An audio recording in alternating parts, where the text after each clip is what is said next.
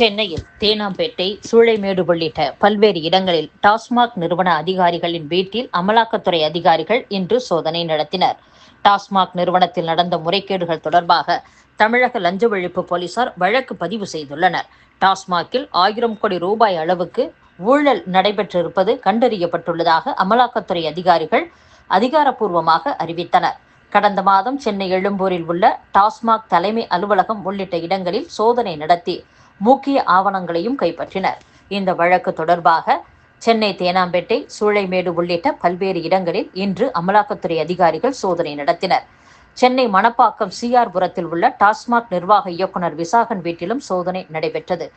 சென்னை சூளைமேடு கல்யாணபுரத்தில் உள்ள SNJ மதுபான நிறுவன அலுவலகத்திலும் சோதனை நடைபெற்றது. சட்டசபை தேர்தலில் அனைத்து மாவட்டங்களிலும் போட்டியிடும் வகையில் 40 தொகுதிகள் வரை பெற தமிழக பாஜக திட்டமிட்டுள்ளது. இதுகுறித்து அக்கட்சி வட்டாரங்கள் கூறும்போது, கடந்த 2021 சட்டசபை தேர்தலில் அதிமுக கூட்டணியில் இடம்பெற்ற பாஜக 20 தொகுதிகளில் போட்டியிட்டது. அப்போது மத்தியில் பாஜக ஆட்சி, தமிழகத்தில் அதிமுக ஆளும் கட்சிகளாக இருந்ததால் இரட்டை இலக்க வெற்றியை பாஜக மேலிடம் எதிர்பார்த்தது. ஆனால் 4 தொகுதிகளில் மட்டுமே பாஜக வெற்றி பெற்றது. கடந்த லோக்சபா தேர்தலில் பாஜக கூட்டணியில் பாமக, அமமுக உள்ளிட்ட கட்சிகள் சேர்ந்து போட்டியிட்டன. ஒரு தொகுதியில் கூட வெற்றி கிடைக்கவில்லை என்றாலும் பாஜகவின் வாக்கு வங்கி 3% இருந்து 11% உயர்ந்தது. தற்போது அனைத்து தொகுதிகளிலும் பாஜகவுக்கு நிர்வாகிகள், தொண்டர்கள் உள்ளனர். எனவே வரும் சட்டப்பேரவை தேர்தலில் அதிமுக கூட்டணியில் அனைத்து மாவட்டங்களிலும் போட்டியிட பாஜக விரும்புவதாகவும், மாவட்டத்திற்கு 1 வீதம் மாநிலம் முழுவதும் பரவலாக 40 தொகுதிகளில் களமிறங்க வேண்டும் என்றும் கருதுகிறது. சிறிய கட்சிகள் பாஜக சின்னத்தில் போட்டியிட விரும்பினால் அதிமுகவிடம் இருந்து கூடுதலாக 10 தொகுதிகள் பெற்று அவற்றிற்கு ஒதுக்கவும் வாய்ப்புள்ளதாக கூறப்படுகிறது. அதனால் 50 தொகுதிகளை அடையாளம் காணும் பணியை தமிழக பாஜக மேற்கொண்டு வருவதாகவும் அக்கட்சி வட்டாரங்கள் கூறியுள்ளன.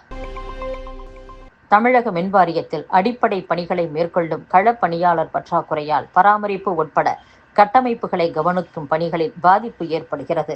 கோடை துவங்கிய பின் மின் நுகர்வு அதிகரித்துள்ளதால் ஆங்காங்கே அடிக்கடி மின் தடை, மின் விநியோக பாதிப்பு நிகழ்கிறது. அது பற்றி பொதுமக்கள் புகார் தெரிவித்தாலும் உடனடியாக தீர்வு கிடைப்பதில்லை. இதனால் பொதுமக்கள், அதிகாரிகள் இடையே பிரச்சனை ஏற்படுகிறது. இந்த பிரச்சனைகளுக்கு அடிப்படை காரணம் பணியாளர் பற்றாக்குறையே என்பதே மின்வாரிய ஊழியர்களின் வாதமாக உள்ளது.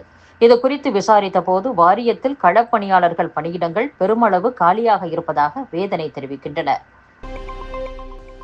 புதுக்கோட்டை மாவட்டம் வடகாடுவில் இரு தரப்பினரிடையே ஏற்பட்ட மோதலில் பாதிக்கப்பட்டோருக்கு இழப்பீடு வழங்கப்பட்டுள்ளதாகவும், வீடுகள் கட்டித்தரப்படும் என்றும் தமிழக அரசு தரப்பில் உயர்நீதிமன்ற மதுரை கிளையில் தெரிவிக்கப்பட்டுள்ளது. கரூர் மாவட்டத்தில் வெவ்வேறு கோவில் திருவிழாக்களில் குறிப்பிட்ட சமூகத்தினர் தடுக்கப்படுவதாகவும், வழிபாட்டு உரிமை கோரியும் தாக்கலான வழக்குகளில் கோவில் திருவிழாவில் பாகுபாட்டை ஒழிக்க நிரந்தர தீர்வு காண வேண்டும் என்று உயர்நீதிமன்ற மதுரை கிளை அறிவுறுத்தியுள்ளது. அரசு பள்ளி மாணவர்களுக்கான திறன் என்ற மொழித்திறன், கணித திறன்களை மேம்படுத்தும் பயிற்சி திட்டத்தை அரசு உதவி பெறும் பள்ளி மாணவர்களுக்கும் நீட்டிக்க வேண்டும் என்று ஆசிரியர்கள் எதிர்பார்க்கின்றனர். அரசியல் வாழ்வழித்த அதிமுக தொண்டர்களின் உழைப்பை உறிஞ்சி உண்ட வீட்டுக்கே ரெண்டகம் செய்பவர்தான் அமைச்சர் ரகுபதி என்று அதிமுக முன்னாள் அமைச்சர் செல்லூர் ராஜு விமர்சித்துள்ளார். தமிழகத்தில் என்ன நடக்கிறது என்பதே தெரியாமல் கடந்த 4 ஆண்டுகளாக இம்சை அரசன் புலிகேசி தர்பார் நடத்தி வரும் நவீன கோமாளி மன்னன் ஸ்டாலினின் ஆஸ்தான கொத்தடிமை அமைச்சர் ரகுபதி. இத்தனை ஆண்டுகள் திமுகவுக்கு முட்டு கொடுத்ததற்கு பரிசாக இப்போது கனிம வளத்துறை கொடுக்கப்பட்டுள்ளது. ஜெயலலிதா கை காட்டவில்லை என்றால் ரகுபதி எங்கு இருந்திருப்பார் என்பதே தெரியாது. இவருக்கு அரசியல் வாழ்வழித்த அதிமுக தொண்டர்களின் உழைப்பை உறிஞ்சி உண்ட வீட்டுக்கே ரெண்டகம் செய்பவர்தான் ரகுபதி. தமிழகத்தில் சட்டம் ஒழுங்கு சந்தி சிரிக்கிறது. பெண்களின் பாதுகாப்பு பாதாளத்தில் உள்ளது. போதைப் பொருள் புழக்கம் அமோகமாக உள்ளது. கும்பி எரிகிறது, குடல் கருகுது, குழுகுழு ஊட்டி போட்டோஷூட் கேட்கிறதா என்றும் முதலமைச்சர் ஸ்டாலினிடம் கேட்டுச் சொல்லுங்கள் ரகுபதி. பொள்ளாச்சி பாலியல் வழக்கில் நடுநிலையான விசாரணை வேண்டும் என அந்த வழக்கை சிபிஐக்கு மாற்றியவர் அன்றைய முதலமைச்சர் பழனிசாமி. அண்ணா பல்கலைக்கழக பாலியல் வழக்கில் ஞானசேகரனுக்கும் திமுகவுக்கும் சம்பந்தமே இல்லை என பச்சை பொய் பேசியவர் ரகுபதி. 4 ஆண்டுகளாக கோடநாடு வழக்கை விசாரித்து முடிக்காமல் இருப்பது திமுக அரசுதான்.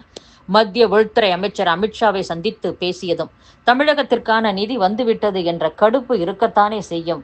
திமுக நடத்திய போராட்ட நாடகத்தை நம்பி மத்திய அரசு நிதி கொடுத்தது என ரகுபதி சொல்வாரானால் அதை ஸ்டாலினின் பேரன் கூட நம்ப மாட்டார் என்றும், இதுக்கு பயந்து திமுகவை காங்கிரசிடம் அடமானம் வைத்த கருணாநிதி குடும்பத்தின் கொத்தடிமைகள் மாநில உரிமைகள் பற்றி பாடம் எடுக்க துளியும் தகுதியற்றவர்கள் என்றும், எவ்வளவு மேக்கப் போட்டாலும் எத்தனை போட்டோஷூட் நடத்தினாலும் ஸ்டாலினால் இனி மக்களை ஏமாற்ற முடியாது. 2026க்கு பிறகு சட்டையை கிழித்துக் கொண்டு ஸ்டாலினும் திமுகவும் வருவது உறுதி என்றும் முன்னாள் அமைச்சர் செல்லூர் ராஜு பேசியுள்ளார். பிரம்மபுத்திரா, ரஷ்யாவின் மொஸ்கவா நதிகளின் பெயர்களை இணைத்து பிரம்மோஸ் என்ற பெயரை இரு நாடுகளும் இணைந்து சூட்டின. இந்த ஏவுகணைகளை வாங்க பிலிப்பைன்ஸ், பிரேசில், வியட்நாம், இந்தோனேஷியா ஆகிய நாடுகள் ஒப்பந்தங்கள் செய்துள்ளன.